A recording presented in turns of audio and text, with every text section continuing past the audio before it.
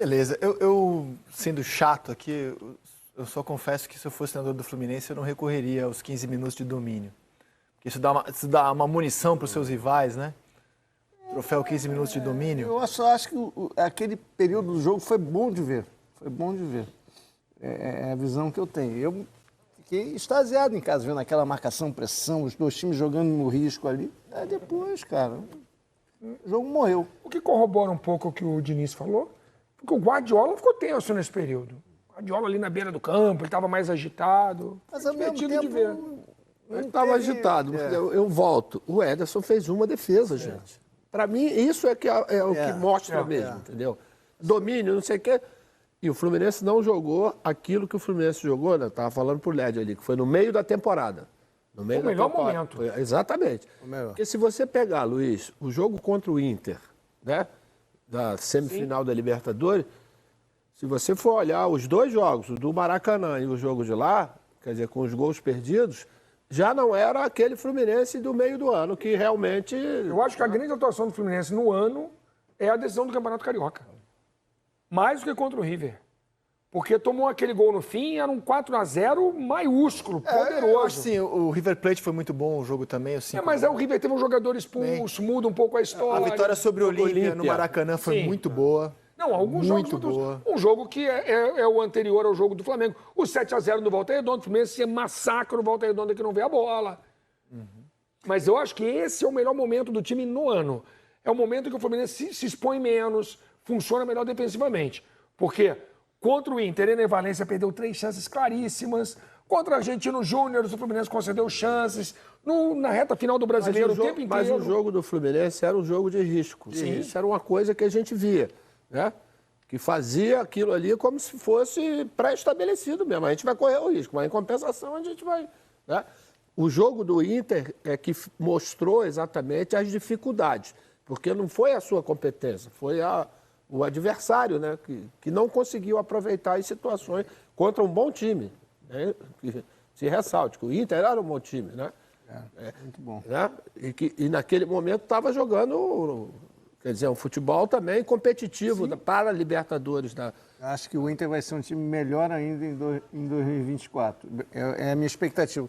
Eu acho que outra coisa que caiu por terra é que os técnicos europeus não estudam os adversários do Mundial. Cara, o Guardiola sabia exatamente como jogava o Fluminense. Mas ele estudou por causa do Mundial, né? Não é o que esteja no cardápio dele. Mas é normal.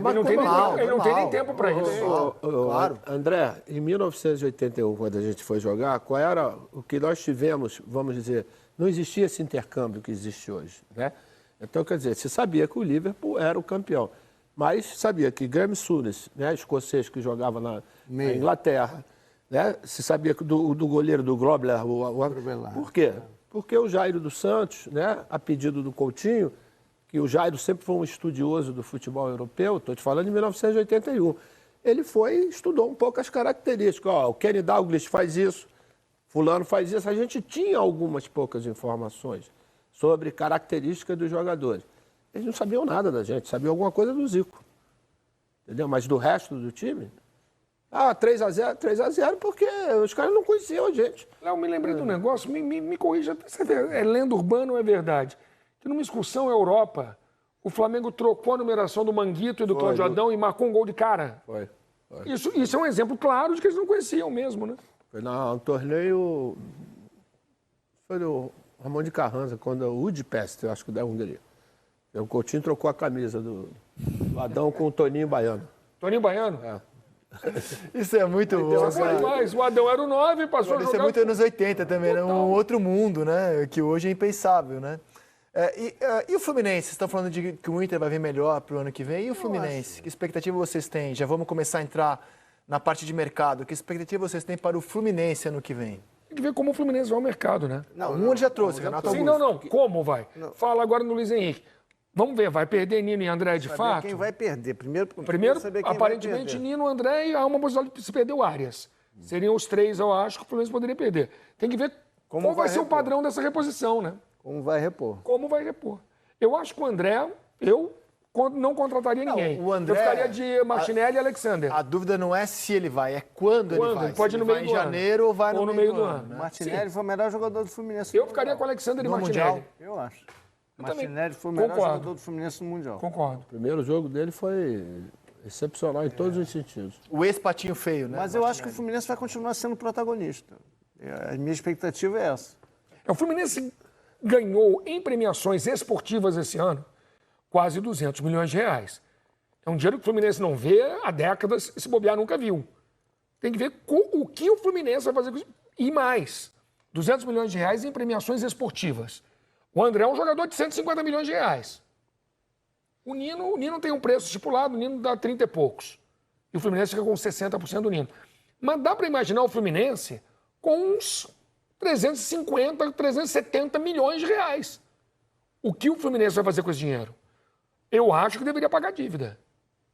Me parece uma questão muito mais importante, uma questão de estruturação para anos As futuros. coisas têm que caminhar juntas, né? Pagar dívida e você Sim. tentar se manter o Mas mais forte foi o que o possível. Flamengo fez ao longo... Claro. O Fluminense tem Com muito dívidas... mais arrecadação. Exato. O Fluminense tem dívidas em torno de 800 milhões. Sim. Você tem a possibilidade de receber algo em torno de 350, quase 400 milhões, é muito impactante. É muito importante. Agora tem que saber o que você vai fazer com esse dinheiro, né? Especula-se que cada time que vai disputar o Super Mundial ganha em torno de, só para participar, 50 milhões de euros. Não é um número fechado Euros. ainda. Euros. Euros. Pô, Não uma é um grana número poderosa. fechado Só para ainda. jogar o Mundial. estão Para não ter o calculando. risco de um europeu falar assim, mas eu não quero ir. Ou, por Só exemplo, pra o jogar, brasileiro não é? falar assim, eu não posso abrir mão de 9 rodadas do Campeonato Brasileiro, não tá aqui Mas 50 ainda não é milhões de cravado euros. esse número. É em você. torno Pô, mas dele. é uma grana... Só para jogar. É só para... E já temos 3 brasileiros nessa, né? Gente, isso aí é uma queda de braço política, né? A FIFA está querendo colocar as mãozinhas dela no futebol de clubes. Hoje ela não organiza nenhum torneio.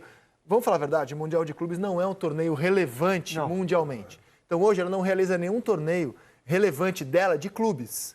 Ela quer dizer assim, ó, agora o torneio principal de clubes é meu também. Não é o da UEFA e não é o da Não Conmebol. é o que ela quer, não estou dizendo que ela vai conseguir. E um bom ponto de partida são 50 Grana. milhões de euros. Para nenhum europeu ter dúvida. Ah, mas tem mais uma coisa, né? Para nenhum europeu ter Então, dúvida. 50 para começar, né? Mas Pelo visto, né? mas não é um número fechado. Sim, é o que estão falando, ninguém comprovou esse Porque número ainda eles têm que ver o que vai ser a receita para fazer a divisão. Mas e isso, o que vai rolar. Lédio, se você fizer um torneio Copa do Mundo de clubes, eu não tenho dúvida nenhuma que vai ser a arrecadação Essa é a absurda. expectativa. Essa é a expectativa. Ainda mais você em final de temporada, verão europeu, pelo amor de Deus, isso aí é... Eu diferentemente de vocês, eu acho que os europeus vão jogar esse Mundial de Clubes. Não, eu também acho. A Vera. Eu também acho. Não, o da FIFA vão... Assim, que eles vão jogar, eles vão. Até porque esse é um período do ano que eles fazem torneios intertemporada já. São os torneios de verão, De né? verão, tal. Então, assim, eles vão. Na Espanha, principalmente, né? Ramon de Carranza, Tereza Herrera. Maiorca, Teresa Herrera. Tinha o Paris. Não, e eles fazem hoje pré-temporada nos Estados Unidos, na Ásia, eles fazem, isso é comum. A questão é como o brasileiro especificamente vai fazer para jogar esse torneio. Porque a gente está falando aqui de possivelmente, até 9 rodadas de Campeonato Brasileiro.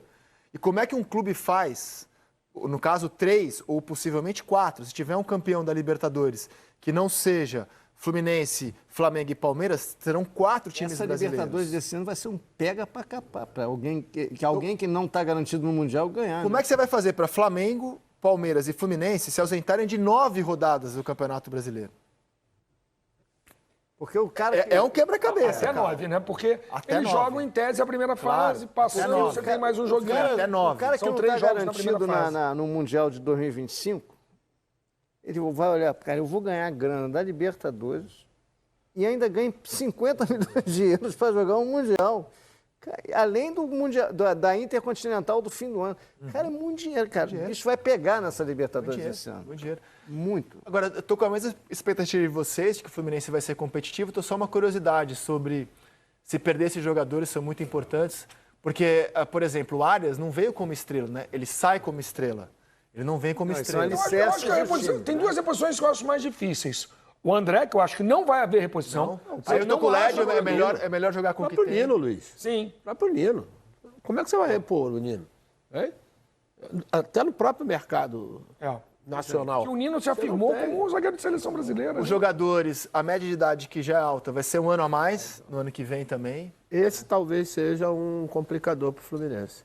Porque são muitos jogadores, além do Renatinho que está chegando agora, né? Sim. Mais um, quer dizer, você vai ter que ter uma sensibilidade muito grande, principalmente o pessoal da parte física, né? Para que esses jogadores possam manter, vamos dizer, o mínimo de eficiência, né? E alguns jogadores já começam a sentir realmente o peso da idade. 72 jogos, o André parece que jogou 60 desses 72. E é jovem, tem 20 e poucos anos. Quer dizer, você imagina um peso desse pro Ganso, né? Para essa rapaziada mais Cano, pessoal mais velho. Não. Esse é uma equação que o Fluminense vai precisar resolver em relação à questão da idade. Cano e Arias não vieram como estrelas, né? O Cano estava meio que solto assim no mercado, o Vasco não tinha condição de mantê-lo, o Cano estava sendo oferecido, o Fluminense pegou. Ele veio para ser reserva do Fred. Arias foi um achado, veio muito barato. Então, assim, vamos ver como o Fluminense vai se virar agora no mercado, agora que ele é o time da vez. Antônio Carlos foi contratado, confesso que eu não me lembro do Antônio Carlos. Jogou pouco aqui no Brasil. Jogou no Corinthians, né? Corinthians, Palmeiras, regular. Mas lembra-se muito pouco. Regular. Tem o Luiz Henrique, que o Fluminense fala no Luiz Henrique, e não tem nenhum outro nome, né? Aparentemente, não surgiram nomes ainda. O mercado do Fluminense vai começar a esquentar agora, né? Sim. A gente espera que esquente agora, né? Por falar em mercado, a gente vai agora com as notícias da nossa central, trazer para o programa Vinícius Bueno, que vai contar para vocês